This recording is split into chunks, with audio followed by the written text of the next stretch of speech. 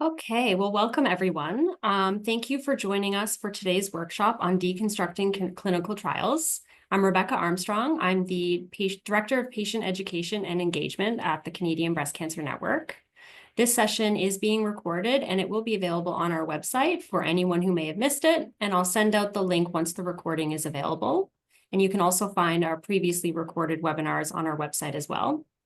I'd like to extend our sincere appreciation today to our sponsors for today's session, who provided support through unrestricted educational grants. Novartis, our gold level sponsor, Pfizer and Gilead, our silver level sponsors, and AstraZeneca, Merck, and Daiichi Sankyo, our bronze level sponsors. The format for today's presentation will be a presentation by our expert speaker, followed by a question and answer period.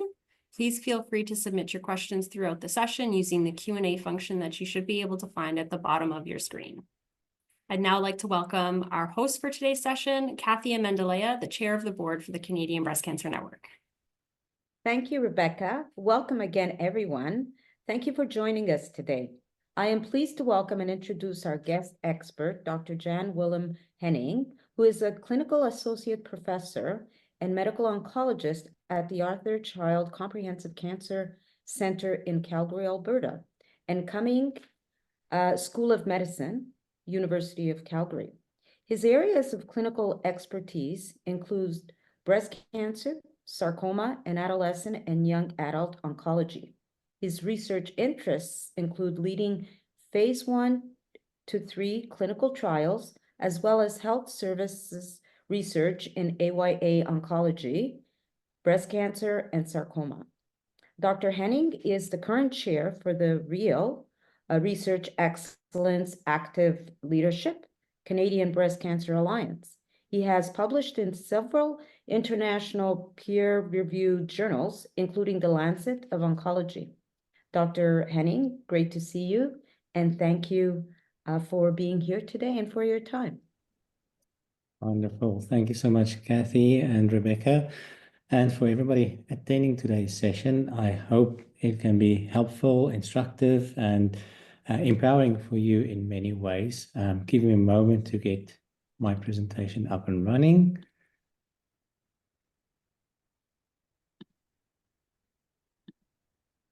There we go. And everybody can see this in a presentation mode?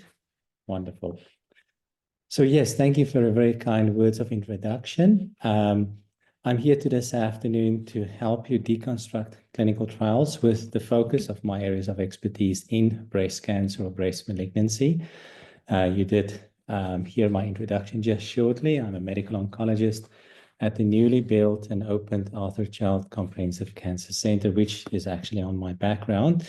And as you can see on this slide, it's a bit of an animated picture, but it's truly impressive. The largest comprehensive cancer center in Canada and the second largest in North America. You have to come and see it for yourself. These are my disclosures. In all of my work with respect to research, I've worked in academia, meaning University of Calgary, and I also have worked with collaborators throughout the country, Vancouver, Toronto, Montreal, universities, and then also pharma. And finally, I have received research grants, including a recent grant from the CIHR. So we'll talk a little bit about a few definitions that I'll go through, and then I'll actually demonstrate to you what clinical trials are all about. And I'll actually use real examples, meaning these trials have been published, some of them are actually still ongoing, others are in development, and some of the work that I've personally been involved with and done. So really give you a flavor, what are we talking about with respect to clinical trials or research as a whole, again, with the emphasis on breast cancer. So what is a clinical trial? A clinical trial, my definition, you can look at Webster or wherever you find your definitions. But what is a clinical trial for me? For me, it is presenting a therapeutic intervention, which is new, novel, innovative, to a patient with the hope that this new novel therapy will be better than the current standard of care. So there is definitely a comparison in some circumstances. In other circumstances, they may not, but we need to test it based on solid foundational preclinical work to bring it to the patient. So that's the clinical trial. At the same time, we want to see how well or effective this new therapy or therapeutic intervention might be compared to the standard, but also, is it safe, and how does it affect us in terms of side effects? Now, I said therapeutic intervention, so you have to realize that clinical trials can be with new molecules, drugs, agents, but it can also be new therapies in terms of surgical or radiation, or just very minor interventions. How frequently do we intervene and seeing patients in follow-up? How early do we screen or not screen? So it is truly the whole spectrum of breast cancer, from screening prevention all the way to late survivorship, that clinical trials can be conducted in and actually improve outcomes for patients. Finally, definition for me for a clinical trial is, it is the method and it is the way to push the needle in advancing of how we do things better, and how do we make actually new discoveries and bring those new novel things to our patients. But the patients and the patient experience is key, because it's very informative for us to see then the results, but also how does it actually improve patient outcomes, quality of life, treatment side effects, etc. And I think, it suffices to say that the purpose of a clinical trial is to bring us ever so closer to that ultimate cure for cancer. It may not be one thing, but a constellation of many things. But how do we get closer to that one thing, that curing cancer and ensuring a lasting cure? So that is a mouthful of a definition for a clinical trial for the oncologist, but I'm hopeful that you can resonate with all of those aspects I just mentioned. So if you move then on to what types of clinical trials we are conducting, and then, starting from the left, translational or benchmark research, early phase 1 clinical trials, later phases 2 and 3 clinical trials, and then ultimately real world. And I'll walk you through each one of these aspects in the next 45 minutes or so. But just to give you an introduction, translational or bench research is that preclinical stage. Before it gets to the patient, we have to have a foundational knowledge of, what's the discovery? Why is that discovery important? And how can we match that discovery with potentially a new therapy, a new drug, or a new means to treat the cancer? And so once we have laid a good foundation and saying it works, we are then eager to take it into the first human clinical trial. That's called phase 1 clinical trial. And the purpose of a phase 1 clinical trial is to confirm that what we saw in the Petri dish, that what we saw in the mouse model or whichever animal model you use, will it be the same in the human? And the intricacies then from human biology, will that drug be effective in terms of the absorption, the metabolism, what we call the pharmacokinetics and pharmacodynamics, and importantly also the pharmacogenomics, meaning, some of us have more enzymes in metabolizing drugs better than other people because we are born that way. We have a genetic, disposition. And so we take all those factors in consideration in a phase 1 trial to then really get to a dosage that we can see is safe for human use. Once we've established that, it rolls into a phase 2 or a phase 3 clinical trial where we really then zone into, we have the correct and safe dosing, but is this effective? Can it actually treat the cancer more effectively? And then a phase 3 trial is really to compare it with the current standard and say if this is better than the current standard. And so after all that is said and done, we actually then have a new agent or a new therapy or a new intervention. We want to use it in our clinic. We want to bring it to our patients, but we do want to reflect and look back and say, in the real world, is it actually working as well as in the clinical trial? Will it work better? Can we make some comparisons? It's important for us to know that what we do in the real world is as good as in clinical trials and where we can fill in some gaps.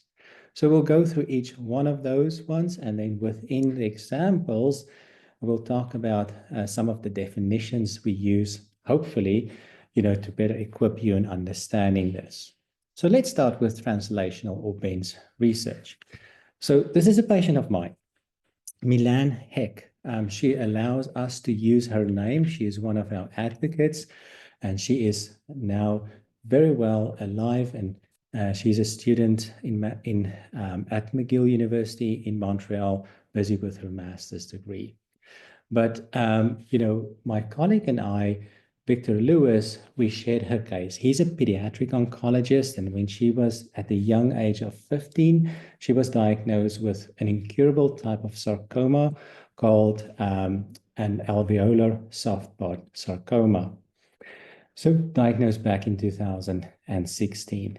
The diagnosis of a stage 4 incurable alveolar soft pod sarcoma, ASPS for short, is very, very short with a poor prognosis. And this young lady at that age, and then later in life, when I took her care over at the age of 18, she has undergone multiple surgeries and radiation therapies, more than 10 plus, and all of them very, very life-saving. And the problem is with this cancer, we really don't have any good drug treatment for this. So whenever there's a new disease site popping up, we are bound to do more surgery, we're bound to do more radiation therapy, or both. But ultimately, the good old chemos or any form of pill treatments we have doesn't work well.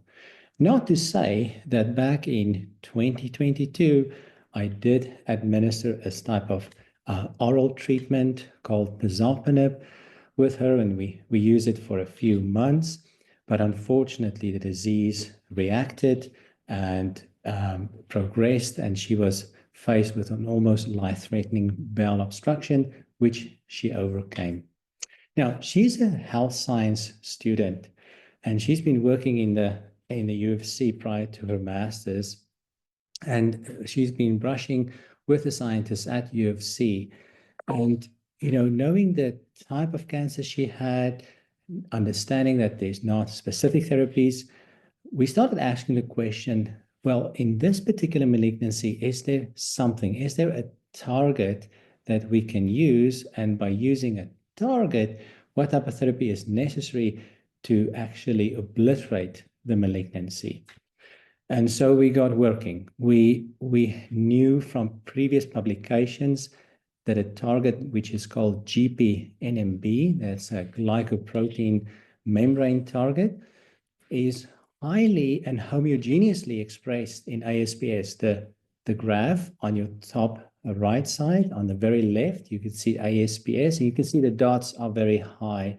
So that's representing that the level of expression of this target is consistent and reliable and always present. And Dr. Surana Morrissey confirmed this for us in the lab. And those brown pictures with all the cells, that's actually her cancer that has been resected at different time points, as you can see there. And, we stained it, and we saw that this target called GPNMB is consistently expressed all the time in her cancer. It just so happened that a few years prior to her case, a group from the US developed a special type of medication called an antibody drug conjugate that was used against this GPNMB target in different malignancies, even including breast cancer. The ADC called CDX-011 actually didn't work all that well, to be quite honest, in phase 1 and 2 studies. It didn't achieve fantastic results. However, Dr. Franz Zem and the people in the Mahoney lab took that antibody drug conjugate, and they engineered a CAR T cell.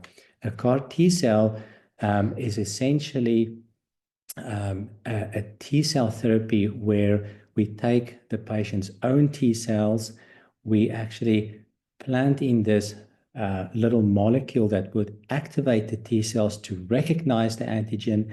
And then once it does, it activates the T cells to really become aggressive and kill the cancer. So it's actually a T cell on steroids, but very targeted, meaning it has now a little molecule, as you can see on your far right, that would recognize the cancer because the cancer has this antigen.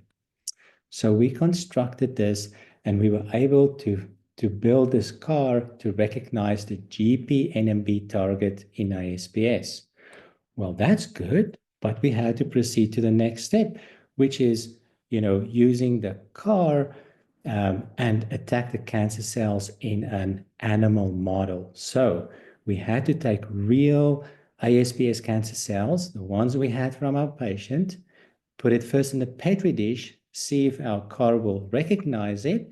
And after we've done that, we did the same, planting those cancer cells into mice and then treat the mice. So as you can see on the far right, the mice have a control arm, meaning they didn't get any of the CAR therapy. But then we had mice who actually received the CAR therapy on the far right, 1 million cells per kilogram. And you can see at day 0, those blue purpley spots are actually the cancer that brightens up with the scan. So they were infused on day 0. Day 7 gets smaller. Day 28, almost gone. And at day 70, it remained gone, whereas the control cells, they actually only got bigger over time. The million CD19 cells are also an antibody that we wanted to use as a control to show that the CAR actually did some work. So there's evidence that this CAR works in killing cancer in mice. So when all of that was established and we sat down as a group, we had to figure out how to manufacture this CAR T cell therapy within an academic environment with the help of Vancouver and Ottawa, and so that we ultimately could proceed to the first human study. So as you can see, we built a very robust preclinical data package of discovering a target firstly, secondly, building a molecule that's effective against that target, first in the Petri dish, then in an animal model. And then Health Canada asked us a ton of questions, regarding this, and we answered all of those questions scientifically, scientifically to the best of our abilities to ensure that we can tell them what's to be expected if we were to do this in a human study. And so we were lucky enough to receive Health Canada approval to be the first to do this an in-human study, what we call a single patient study, a patient from Montreal.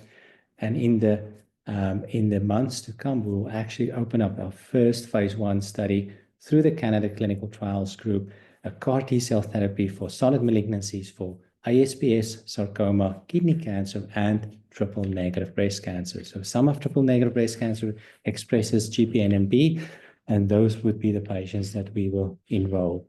The point being, I think you can see the dedication, the knowledge, the expertise, but the detail that goes into planning a translational project, because this project, from start to finish, where we're at now, took 3 years to build a package that Health Canada has approved that we can move into a phase 1 study.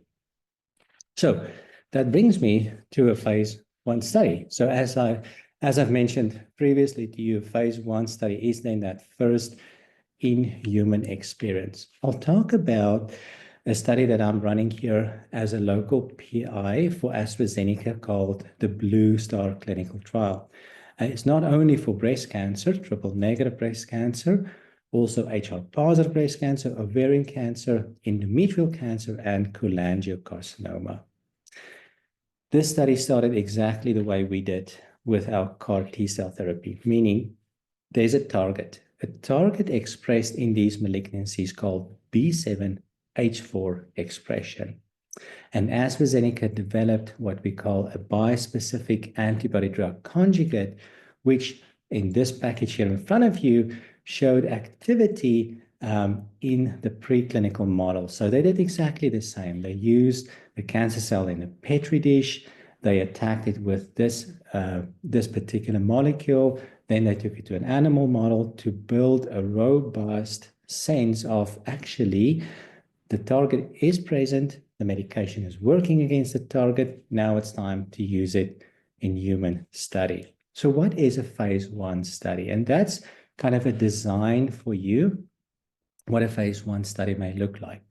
The first purpose is we need to establish the safety of the medication. So we're going to infuse it in a human.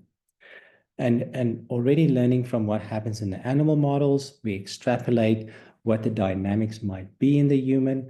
We need a very robust, healthy study population, meaning good organ function. And with the infusion of the drug, there's a lot of monitoring taking place physically, but also biochemically with blood work and with scans and with EKGs and all kinds of things we do to monitor the safety of the drug as it's in the human. And with each successful dose safety, the next patient will get the next dose, dose level 1. The next patient will get the next dose level 2. And so it escalates until we get to maximum tolerated dose, or MTD. You'll see that all the time. We talk about the MTD. And once we've established that is the maximum dose that the human can manage, can contain, can actually survive and be well with, then we look at kind of escalating that dose to more patients and broader groups to see if it's actually effective in treating the cancer. So the second goal of a phase 1 study is to see that the same results will happen in humans with the cancer, meaning it's responding, compared to what's been done in the animal model. So there is the primary objective for a phase 1 study, to assess the safety and tolerability and determine the maximum tolerated dose of this agent. And then other secondary objectives, as I mentioned, we want to see, does it work? What is the radiological measurement and decrease in size? What is the objective response rate? Is it getting smaller? How much is it getting smaller? Over what period of time is this response maintaining, the duration of response? And then the progression-free survival, ultimately, when does it stop working? When is the cancer actually starting to progress again? So a lot of complexities in this study to determine the safety and ultimately the efficacy. With that too, as I mentioned, we do have a lot of assessments. So firstly, patients enrolling in a phase 1 study has to be healthy and robust in terms of their own biology and tolerance. So we make absolutely sure that the cancer meets the requirements for the specific type of cancer, but even more important, the patient has to be healthy and well enough. And a phase 1 study requires a lot of commitment from the patient because there are frequent assessments, and not only coming into the center for a physical exam, also tumor assessment with possibly repeated biopsies, all the blood work to be done, many a time EKGs, the heart tracing that needs to be done, maybe even heart scanning that needs to be done, and then a series of scans, CT, MRI, PET scans, etc., etc. So it is a huge commitment from the patient perspective. Parallel to that is understanding what's happening with the cancer. So we take all kinds of measurements on the human to see how the body is metabolizing and dealing with the new medication. But from the cancer perspective, we need to understand not only how is the cancer responding, getting smaller, but does it affect the genomic background of the cancer? Simply put, does it affect the genetics of the cancer? Will it become resistant? If so, how will it become resistant? What mutational changes will happen? And therefore, you'll see that in many phase 1 studies, there's a series of blood samples, liquid biopsies, but also tissue biopsies that needs to happen and be done. So that is the complexity of phase 1 clinical trials. But what about phase 2 and 3? Meaning we've overcome the hurdle of a phase 1 study. It showed that it's safe. And with all the translational work, correlative sinus in a phase 1 study, we also show that it's doing something good to the cancer in terms of tumor reduction, tumor kill, etc. So now we have to escalate this study to late clinical trials, phase 2 and phase 3. Now, the difference between phase 2 and phase 3, I won't go into a big discussion here, but I'll just say that phase 2 studies are typically smaller. Phase 2 studies don't need to have a comparator arm. Phase 3 studies always have a comparator arm. And when you treat rare malignancies like sarcomas, for instance, you may only be able to conduct phase 2 studies because there's not enough patients nationally or even globally to enroll in a phase 2 trial. Whereas a phase 3 trial is much more common in breast cancer, where you have an established new therapy, you have established standard of care, and you need to test your new therapy against that standard. And I'll go through that with you for your understanding. The size and the population of phase 3 studies are much larger as well. And so therefore the study results may in fact actually be a bit more reliable than what phase 2 studies may report. Okay, so let me show you a few examples here. This is a study which was recently conducted and reported in several of our international conferences, and it's called the NATALEE clinical trial. So this is a study design. So on your left, you will see the inclusion criteria for the study. So we want adult patients with hormone receptor positive, HER2 negative, early breast cancer. They should not have any prior endocrine therapy at least 12 months prior to enrolling in this study. And specifically, we want anatomical stage 2A patients. And if there were no nodal involvement, if they had to have grade 2 disease or a high Ki67 or high oncotype DX or high grade. If they had nodal disease, they were automatically allowed in this study. So those would be the eligibility criteria.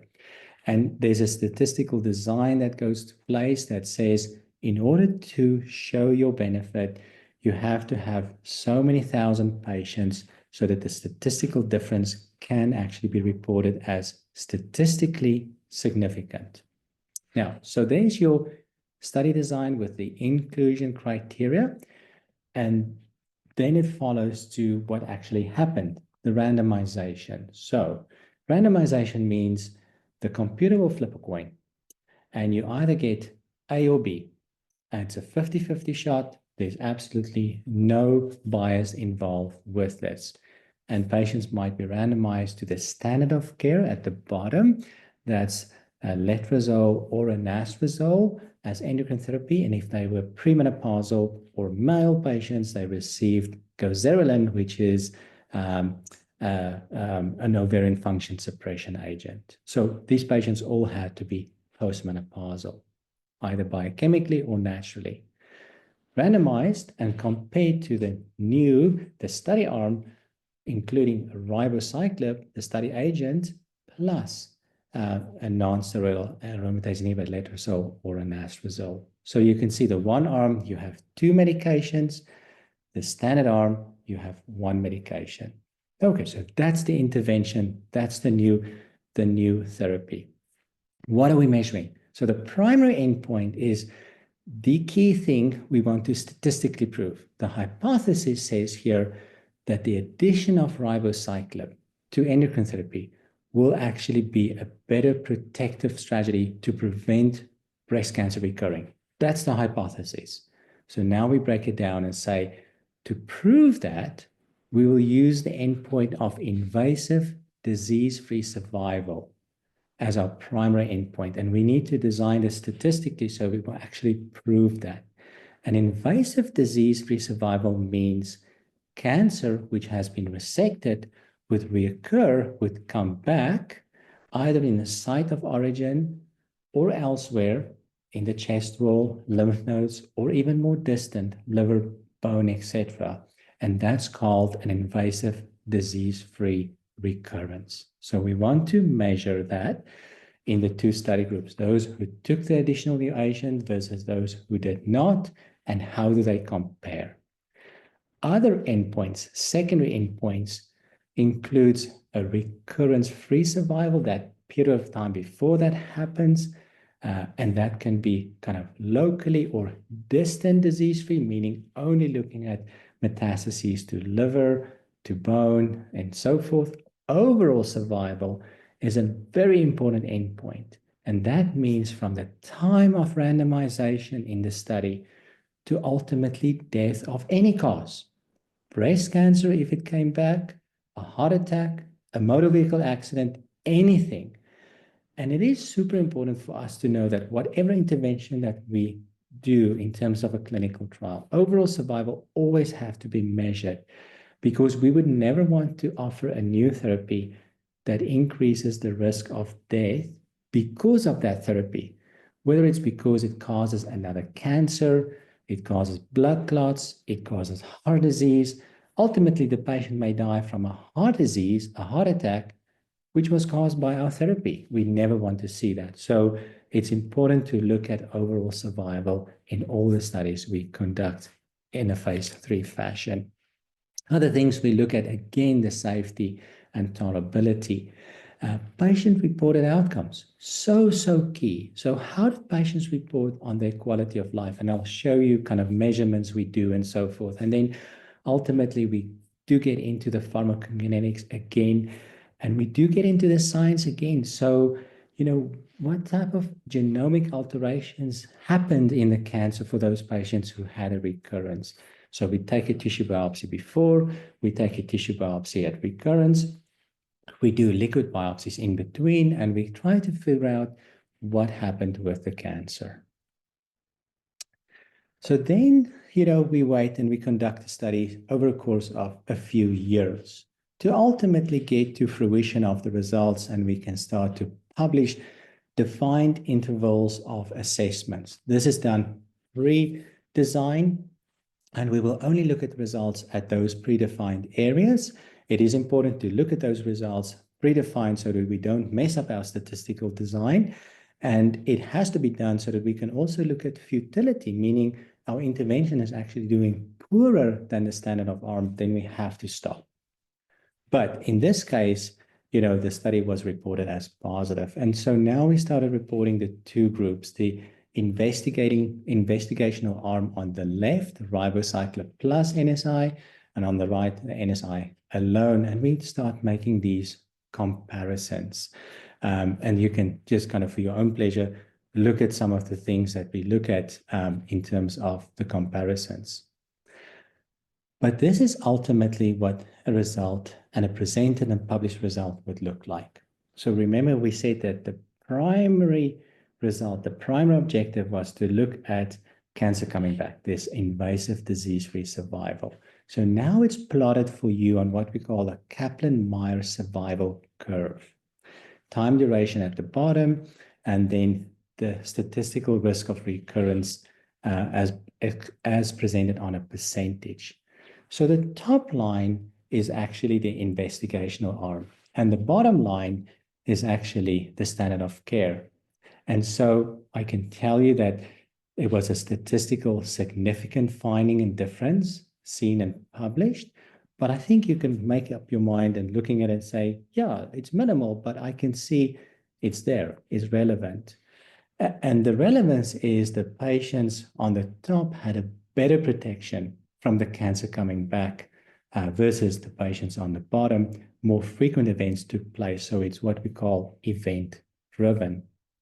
Now, there's different ways we can look at it and report these numbers. We can actually look at the actual numbers and kind of put it in bars and have a visual right in front of you to see that on the far right, the bars are much bigger, the numbers are much higher, so there are more patients reporting with recurrences than on the left, lower numbers and a better protective effect. All to say, the randomization is key and that both populations really have to be very similar, not only in disease, very importantly, but also just who they are in terms of everybody 18 years and older and treated exactly the same way. This is what we call a forest plot of analysis. So now we put a weight on the degree of benefit in different subgroups. The line in the middle there, kind of on 0, is called the line of unity. Everything on the right would say we favor the standard of care arm. Everything on the left would say we favor the new therapy arm. And then we break up the groups in different subgroups to say, is there somebody within the population or is there something in the disease that looks different that actually needs a little bit more attention in follow-up studies? So a forest plot is really exploratory. It gives us a better idea and understanding of how things behave differently in different patients in the world, or maybe different tumor characteristics. But we cannot make final conclusions and say, only so-and-so should get this treatment. No, the purpose of this exploratory analysis is to actually then better design a follow-up study. Now, the conclusion here is all the subgroups derived benefit, and there wasn't anybody else or any type of tumor characteristics that needed more attention. The secondary endpoints are things that's important to look at in addition to the primary. And one would be distant disease-free survival, meaning did the cancers travel to distant places and was the protection better or worse for the investigation arm? And in this circumstance, again, you can see numerically better for the investigation arm. And this was statistically significant again. Overall survival, remember I talked about that, how important that is. Ultimately, patients' death is reported. But what is the difference between the two groups? At this point in time, very typically for a study in early breast cancer, we typically need almost 10 years before we can see a difference. It's now only year 4, and so we really cannot see a statistical difference at this time, but we do see fewer deaths in the patients who were the investigational arm. So it's maybe a suggestion that more patients are passing away due to breast cancer as opposed to other causes. And certainly it doesn't look like this agent is causing any more harm. We have to report safety in phase 3 clinical trials. And again, the comparison is key here. With more treatment and more advanced treatment, probably we're bound to see more side effects. If we see the same as the current or less, that's certainly a home run. But adding in more, we would expect more side effects. And it's key to note which side effects actually needs more attention so that we can actually inform our patients better, but also have the patient tell us how they feel. And so this is patient-reported outcomes, where we look at the quality of life. And typically they would get a tablet, electronic, iPad, or whatever, to answer a bunch of questions reflective of their quality of life, pain scores or mobility, whatever the trial design. They report all of that very honestly before the assessments in regular intervals, and then we design it statistically to look at the outcome. This intervention, did it make us feel worse? Did it actually make us feel better? Doing more of this, is it helpful for the patient? And for us then as oncologists to get all these results and then doing comparisons. We talk about cross-trial comparisons, not for the sake of comparing the trials, but to actually say, this is important. How does it compare to other studies done with other molecules in the same disease? Is it better? Is it more optimal? Should it be adopted as standard of care? And that's then how this process escalates ultimately to FDA approvals, Health Canada approvals, and ministerial funding for our agents. So at this point in time, the opinion and the advocacy from oncologists like myself, as well as the patient feedback, is key to inform health technology agencies. Because ultimately, we want to design a pathway for our patients.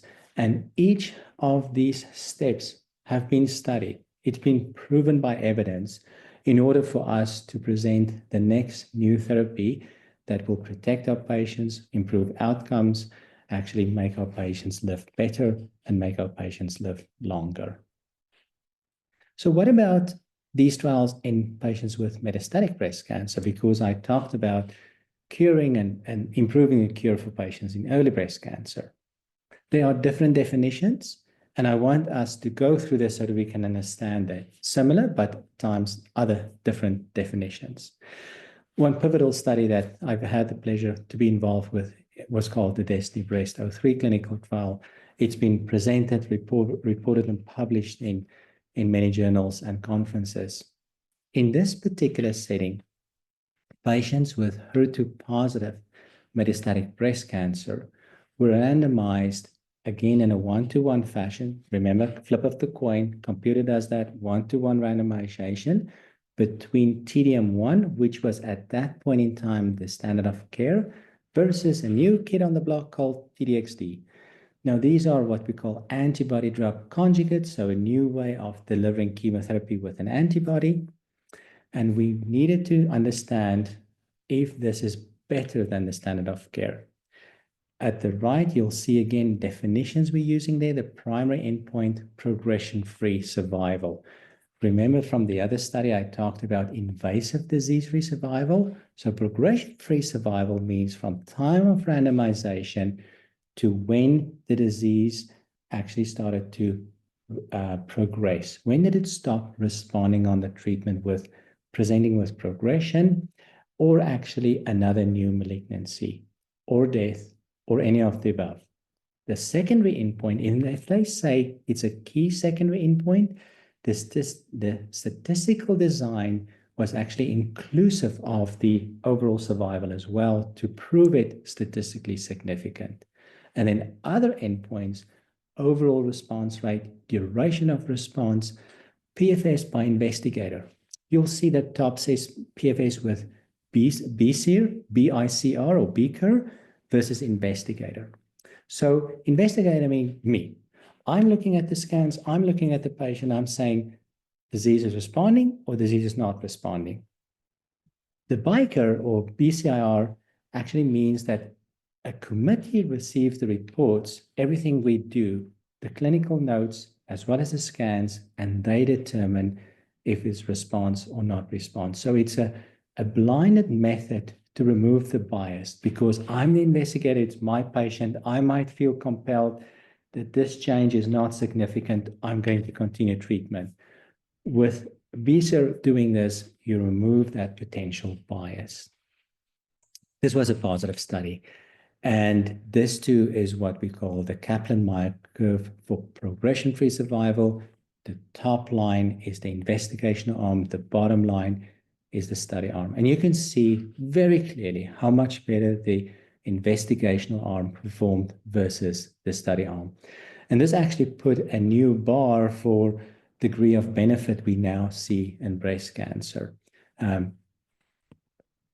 Similarly, you can now see it's easier to demonstrate overall survival benefit in patients with metastatic breast cancer because the breast cancer can be more imminent life-threatening, and we might see that survivor effect quicker and more obviously, as you can tell there. So this agent was quite effective, as you can see, is quite effective. But I'll take you through a few definitions. ORR stands for overall response rates. So in brackets is the percentage, and then on the left, the numerical number.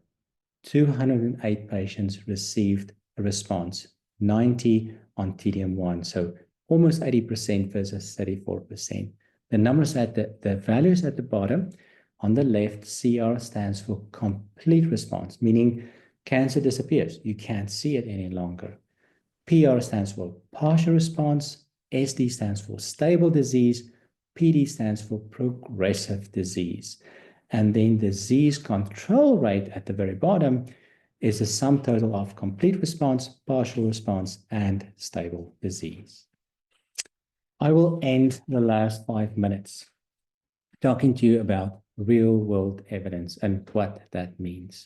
So this is an example of a real-world study that I kind of picked out. I actually still conduct and do a lot of real-world evidence here in Calgary.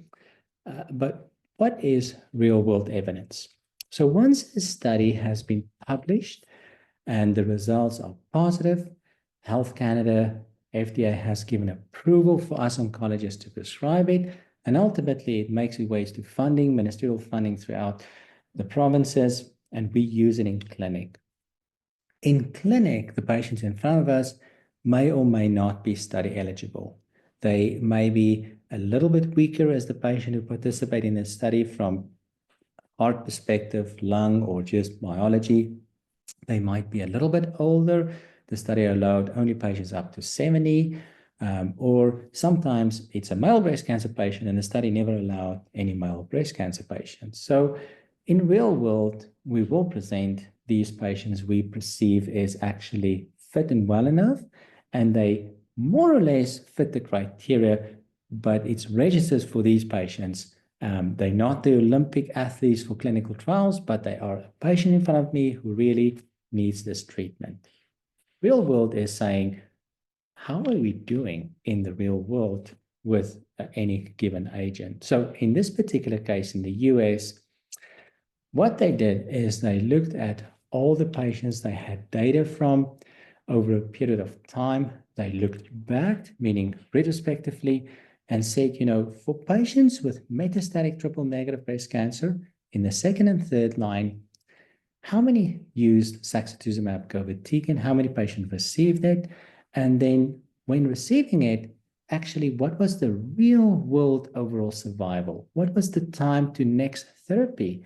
And what were some of the side effects and adverse events that we saw? So it's looking at a period of time, looking backwards. So you obviously have to have the data that you can interrogate, and it's large, artificial intelligence data interaction that takes place to conduct a trial like this. Very smartly, maybe a better level of real evidence is to do this prospectively, meaning, and we've done that and published that in breast cancer, myself, Stephen Chia, and many others across the country. In metastatic hormone receptor positive breast cancer, we started at 0.0 today, and we looked forward and say, we want to enroll all patients in our trial. It's not an interventional study. We just want to enroll them and look at the data so that we can see what treatments they get over the course of the next 5 years. What's the sequencing and what's the outcomes? And so that's doing it prospectively.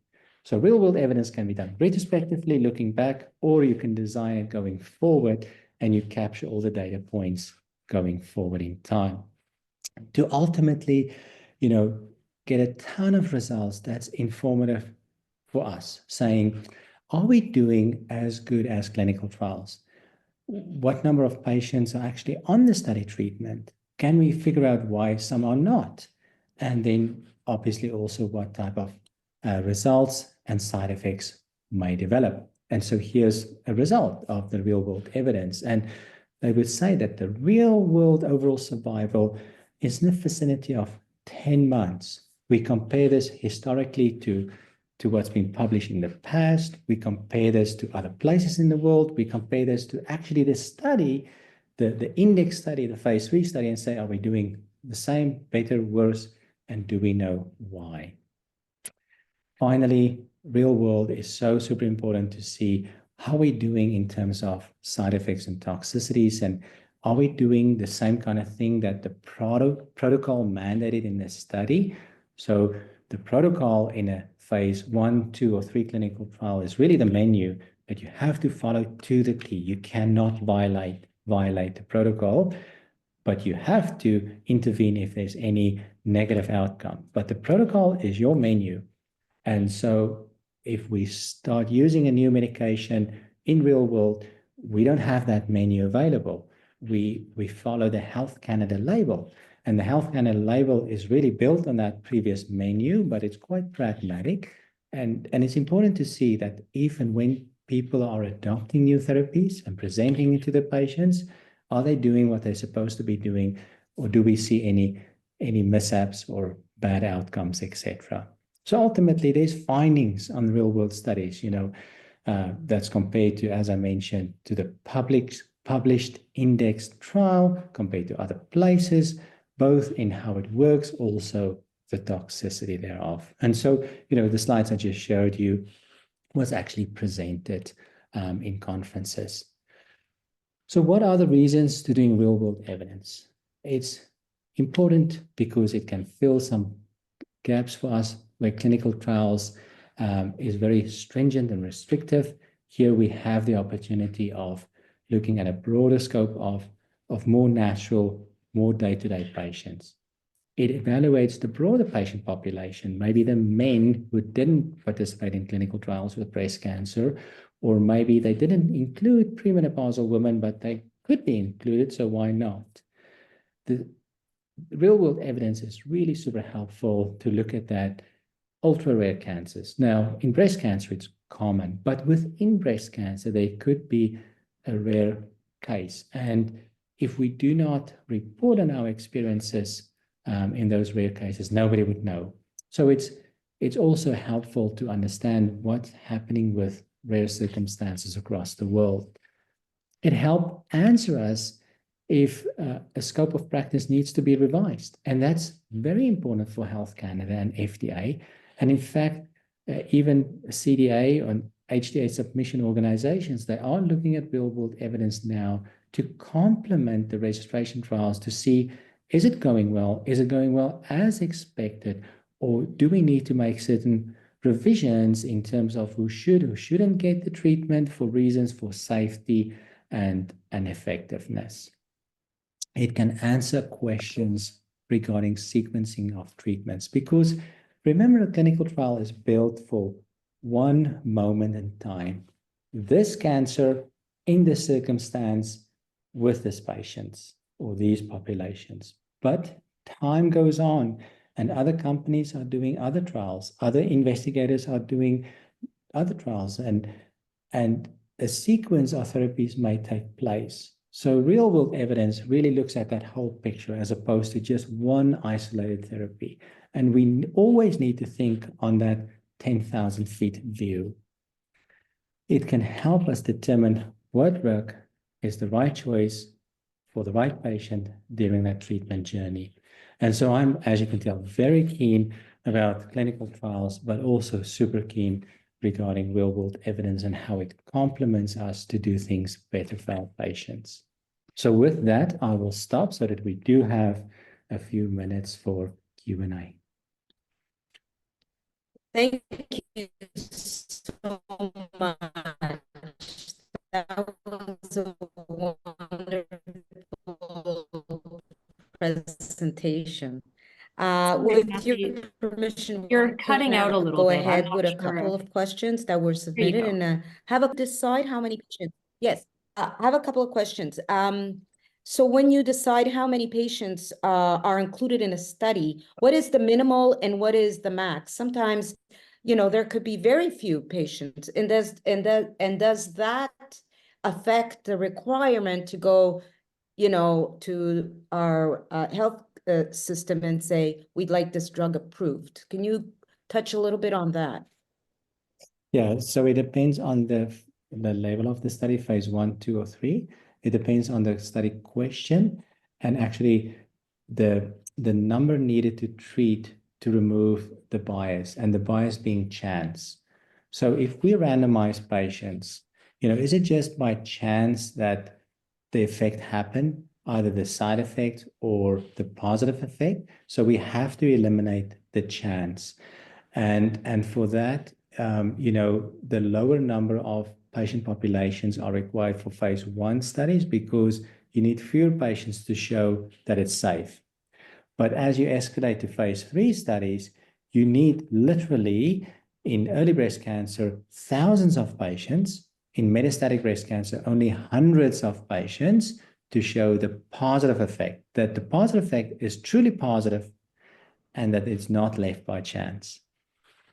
Great, thank you. I have a question about the curative, part of finding these treatments and making it a cure in the long run, especially for breast cancer. When is it deemed a cure? Like when these studies are still very long. Some studies are long, right? It depends on what the study is about, is how you administer the drug, do you know, including some other drug, etc. So you said, you know, hopefully we come to a cure. When do you define that? There's a practical answer, which I'll give, but then there's also the scientific research answer. The practical answer is when breast cancer has been removed, you are cured. Meaning if you had stages 1 to 3 breast cancer and it has been surgically resected, you are considered cured. That is the pragmatic answer. But everybody would immediately say, but hang on, why then all these other therapies? Because we prevent recurrences. Absolutely. So cure and the test of no evidence of disease is, can we measure it? And in the curative setting and curative trials, we do an interrogation with CT imaging, breast imaging, physical examination, and now in the newer studies, circulating tumor DNA to try to detect any form of cancer, macroscopically and with ctDNA microscopically. And as long as we do not see any evidence of disease clinically, radiographically, or with ctDNA, it's considered no evidence of disease and ultimately cure. Thank you. And one last question I have. The overall survival sometimes in these studies show 4 months, 6 months, 8 months. Is that a definitive time, or is it the minimal time that a patient has done well, and it could be as good as so much extra time? Excellent question. So if we talk about an overall survival, we talk about the median. So the smack bam in the middle, right? And that smack bam in the middle says that there's an overall survival benefit of maybe 2 months in the investigational group, better than the standard of arm. But we have to realize that it comes with a confidence interval, meaning it may be as little as 6 weeks, or it can be as much as 3 months, right?